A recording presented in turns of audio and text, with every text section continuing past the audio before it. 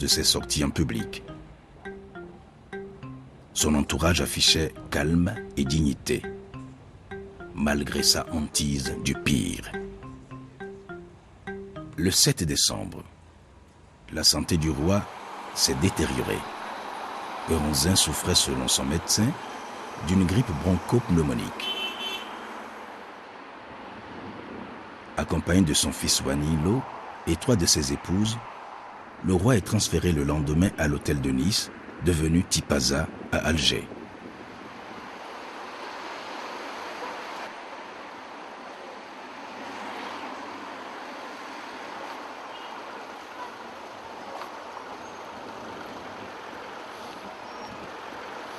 À l'aube du 10 décembre 1906, le roi Béhanzin décède suite à une crise d'urémie. Il sonnait 7h30.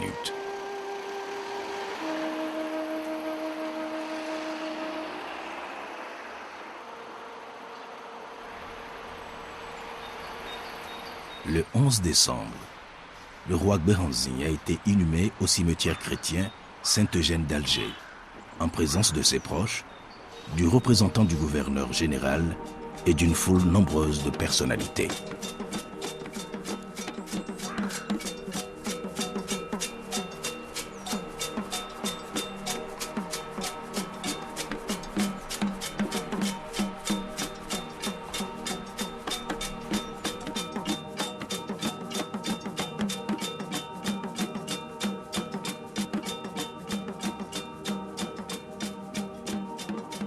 Commence alors pour Wanilo une longue bataille juridique et politique pour obtenir de l'administration coloniale l'autorisation de transférer la dépouille du roi Béhanzin au Dahomey pour lui faire des obsèques dignes d'un grand roi.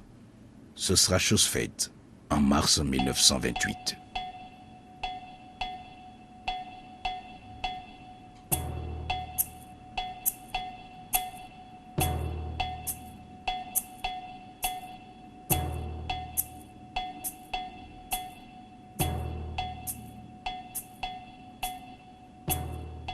Je dois préciser que les Français ont veillé à ce que les obsèques se déroulent dans l'intimité familiale à Djimé, dans le palais privé du roi. Ils n'ont pas voulu qu'on fasse des cérémonies à Singboji. Malgré tout cela, ceux qui ont écrit, qui ont décrit le retour de sang ont dit qu'une foule immense est venue accueillir les restes du roi à Cotonou.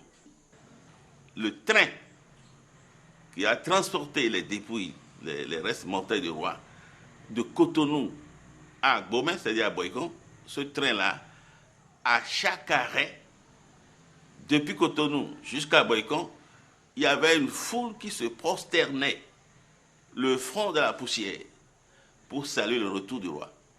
C'est quelque chose d'émouvant et de grandiose. Que de mémoire Darwin n'avait jamais vu ça. Je dirais que le roi Béhanzin avait une idée, une pensée de son pays. Tout ce qui est vertueux de lui, je les adopte. Mais tout ce qui n'est pas vertueux, on va tout faire pour les effacer. Il a le courage, il est téméraire, il a la témérité, il affronte tout.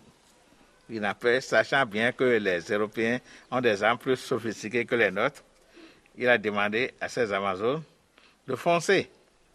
Ce qu'ils ont fait, nous avons eu beaucoup de pertes en vie humaine, mais néanmoins, ça a démontré la bravoure de l'armée dahoméenne. Il est pour nous le héros.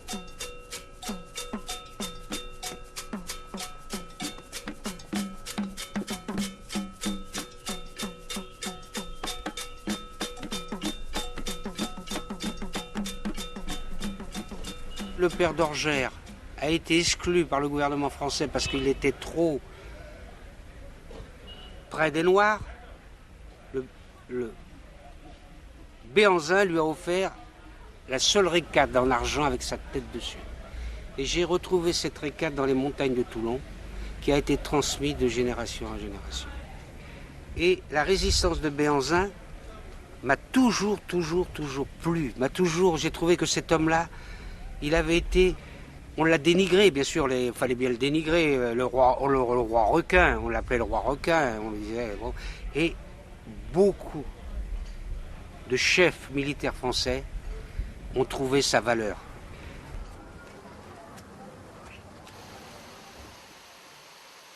J'ai entendu parler du roi Béhanzin alors que j'étais encore tout jeune.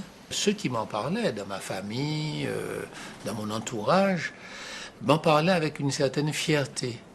Le sentiment qu'avaient les Martiniquais, certainement à son arrivée, c'est le sentiment d'une redécouverte, d'une reprise de contact avec un continent dont ils avaient été séparés pendant très longtemps.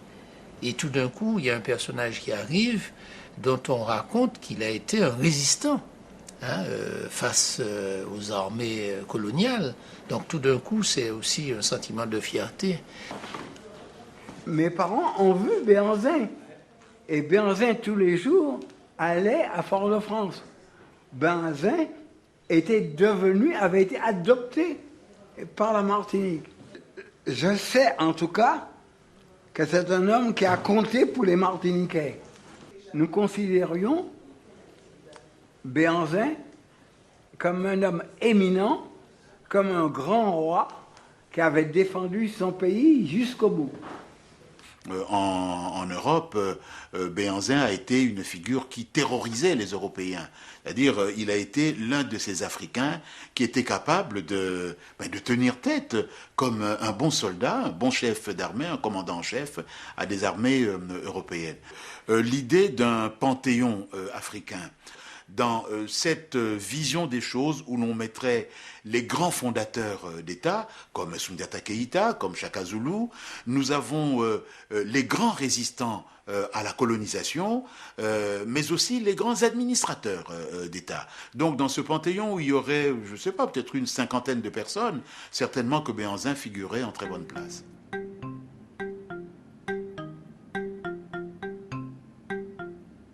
Malgré l'éloquence des témoignages sur l'homme et sur ses hauts faits, des questions jusqu'ici sans réponse continuent de jeter une ombre sur la vie de Béhanzin.